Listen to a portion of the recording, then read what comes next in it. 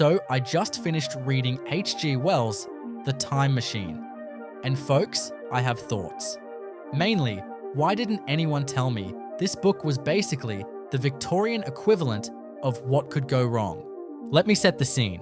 It's 1895, and H.G. Wells decides to write about a guy, let's call him Time Travel Chad, because Wells never bothered to give him a name, who literally invents a time machine.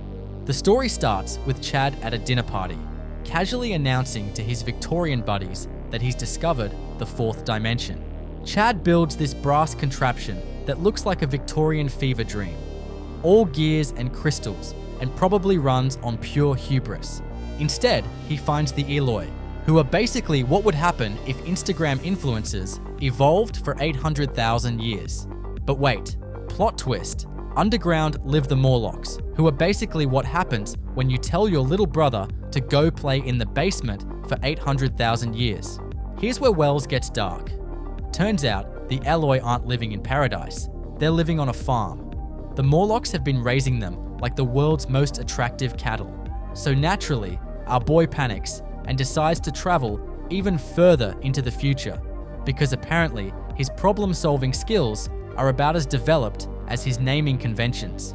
He ends up watching the sun die, and giant crabs take over the earth, which honestly sounds like the worst nature documentary ever.